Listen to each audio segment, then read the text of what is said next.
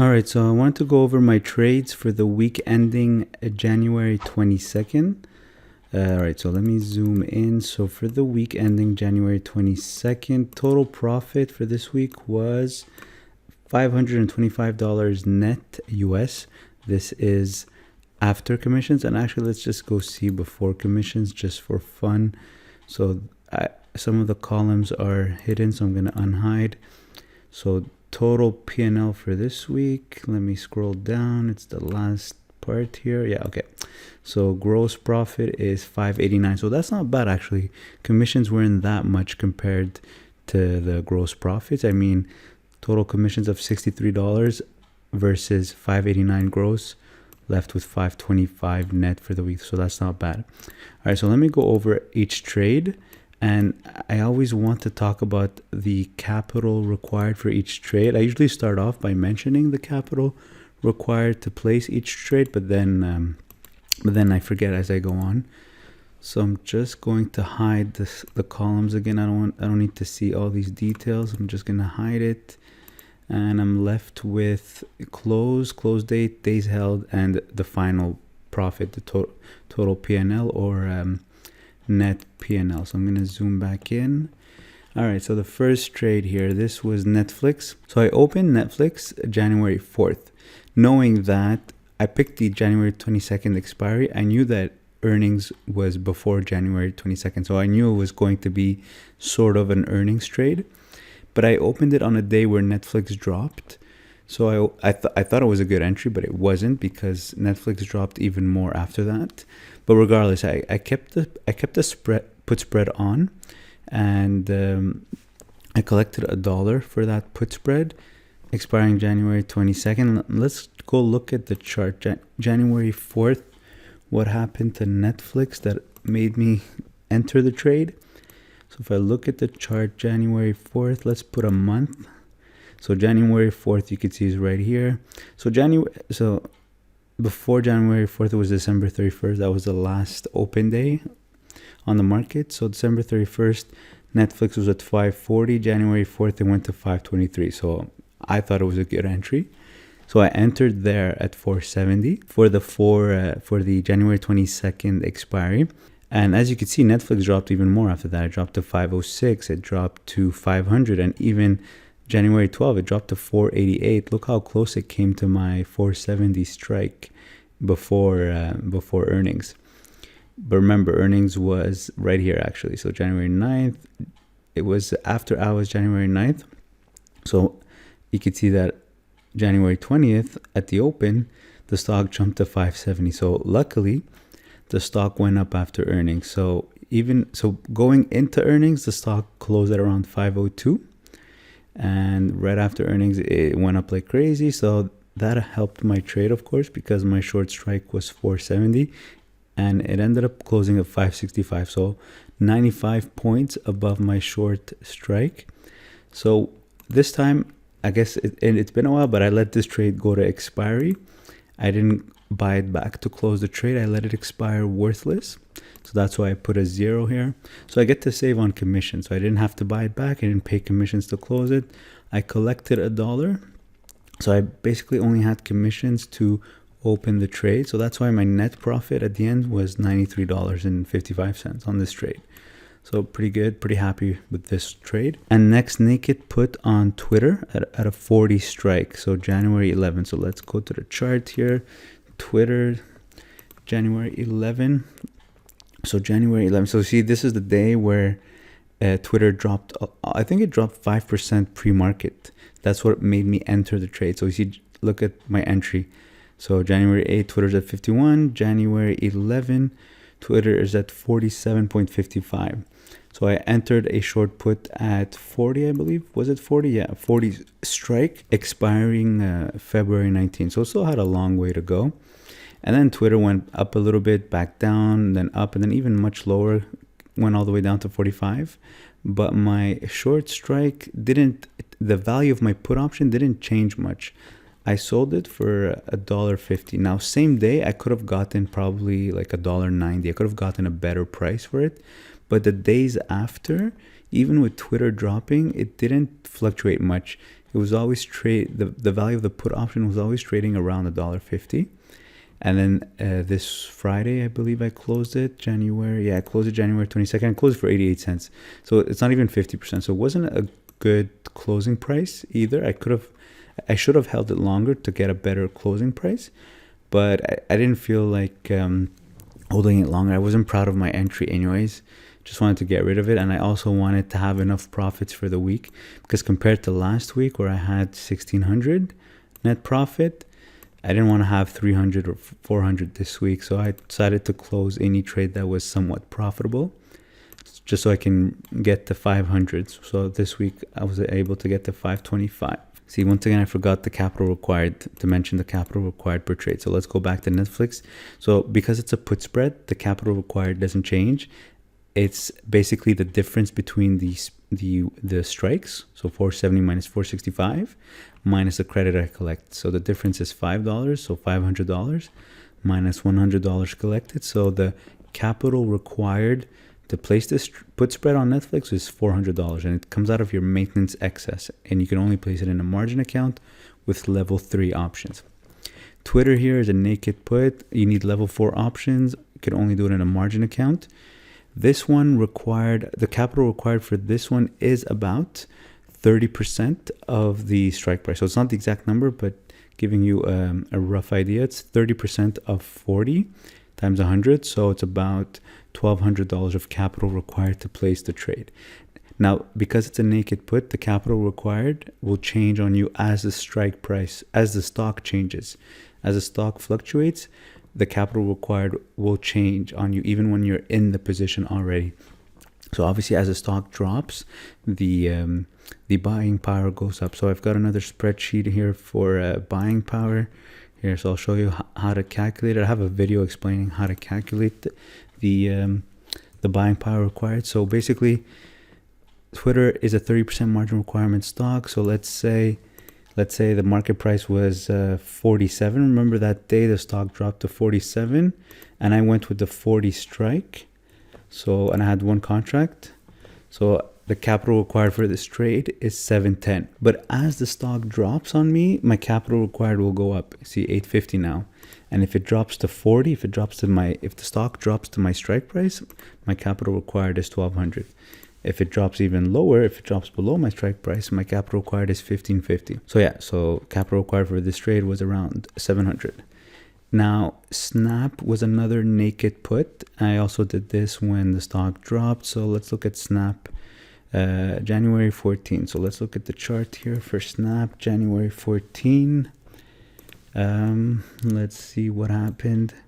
So you can see January 13, the stock's at 54. January 14, stock's at 53. I'm pretty sure I would have entered on a bigger drop. So I think I entered around here. Yeah, there you go, January 14. So January 14, you see the stock went from 54 to 49.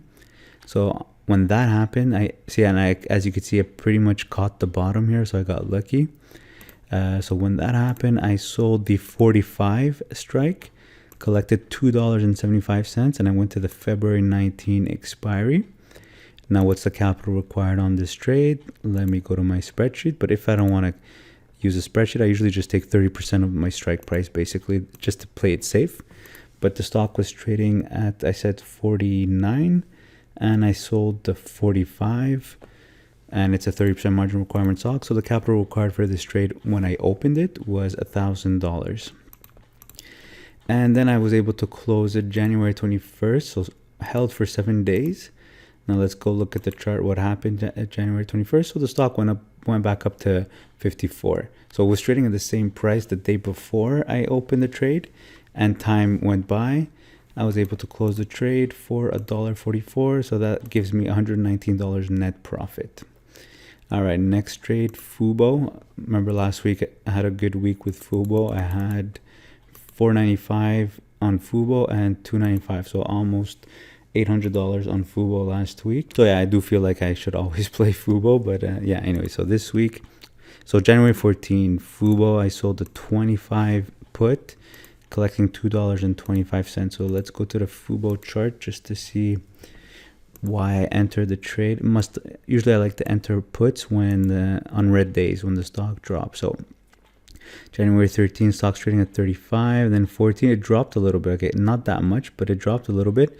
But I sold the 25 strike. So last week I had the 30 strike, but this time I went with the 25 strike, making it safer. Collected $2.25, and I went to February 19.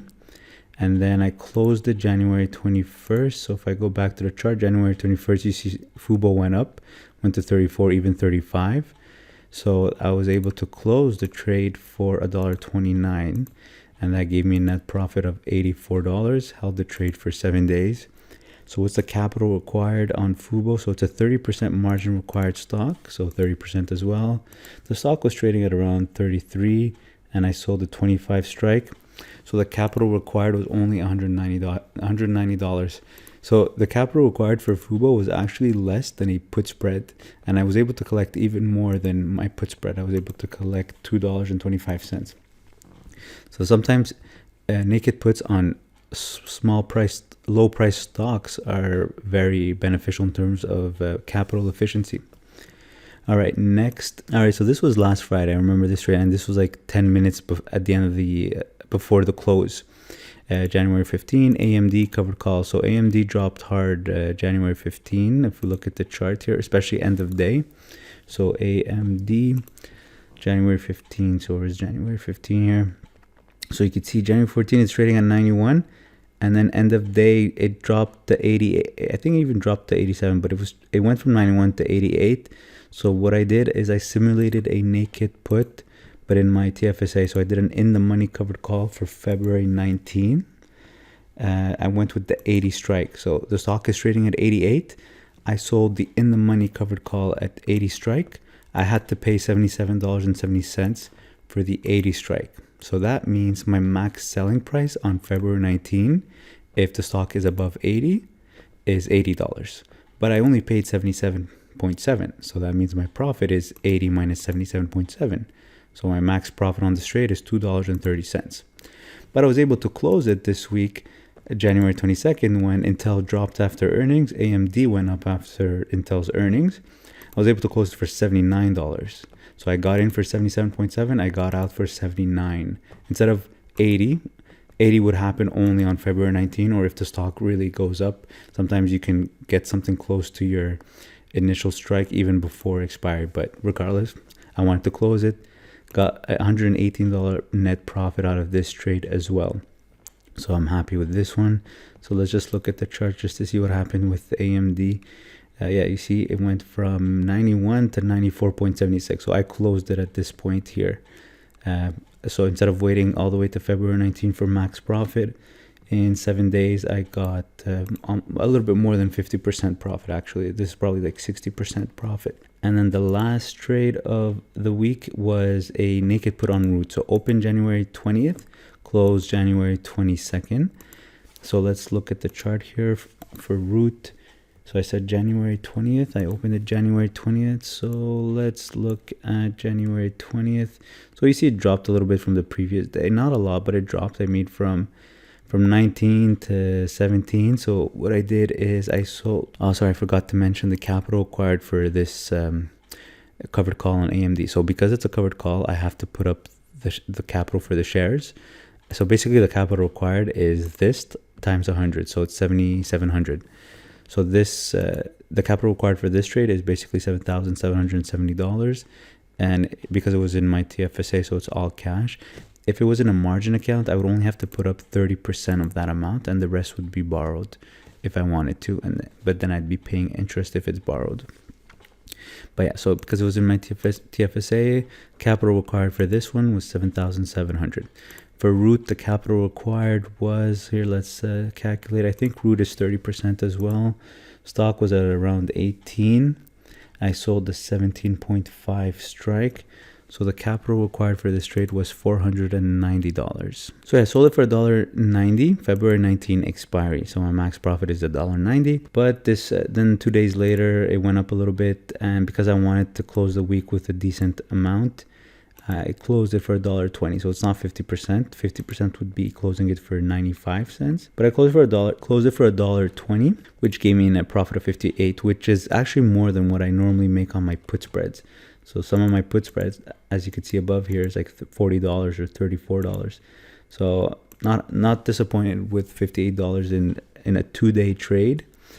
And what matters is that the week was 525, and if I look at my monthly PNL, so for January, I mean the month is not closed, I'm already at 2,600. I mean December, I closed December at 2,500 for the month. January, we still have a week to go. Actually, yeah, we've got a week to go, so hopefully I don't do anything stupid next week and ruin my month. I was thinking of selling a naked put on Tesla, so that might be, it could be risky if Tesla takes a drop just because it's due for a correction, but the premiums are too high to ignore. So I definitely have to do a trade on Tesla next week because it has earnings. I'm leaning towards a naked put. I usually do put spreads, but the difference in premiums is too much to ignore the naked put. If the stock drops below my naked put, then I could roll Tesla. It would take too much buying power, so it would be the only trade that I would end up playing for the weeks that come if Tesla does end up falling below my strike. But I mean, I would collect enough premiums to make it worth it. So 846, I could sell like the 760 put and maybe collect, I think last I checked it was trading for $9, so that's $900 if Tesla stays above 760 for next week's expiry. I can't complain with that. But let's look at the buying power for that trade. So Tesla is a 40% margin requirement stock. So if the stock's trading at 850, let's say, and I sell the 760 put, you could see the capital required is 25,000. So it's going to use a lot of my buying power, almost all of it. But I mean, it's a 1 week trade, and for $900, it's definitely worth it. The problem though is if Tesla drops, let's say Tesla drops to 760, the buying power goes up to 30,000. And if I have to roll it, then I'm stuck. Most of my maintenance excess will be gone on this trade, but at least as I'm rolling it, premiums should be decent on Tesla. So that's what I'm leaning towards for next week on Tesla. We'll see. The trades that I have open is I've got an Adobe put spread 465 460. It got breached this week but then came back up. Bob was just hilarious. It was trading at 212 at some point. I've got a put spread at 255, so I need Bob to close above 255 by February 19, and it was at 212 and I did nothing, and the stock is back up above 260. This is just hilarious how ridiculous this market is. I've got a covered call on Root. I've got a covered call on Box. I've got a naked put, on HIMS, and then I've got a naked put on Corsair. This one should be a good one. I collected $3.50. Should be a good winner, hopefully. I've got a covered call on Corsair at a 30 strike, and I've got a covered call on Stick at 15 strike. Paid $13.14. So these are my remaining trades. They're not closed yet. We'll see what happens next week, and I might add Tesla to them. Hopefully, we'll see. All right, so these were my trades for this week, my closed profits for this week. So if you have any questions, leave them in the comment section below. And like always, if you're going to open an account with Questrade to trade on the stock market or sell options, use my referral link below to get $50 in free trades.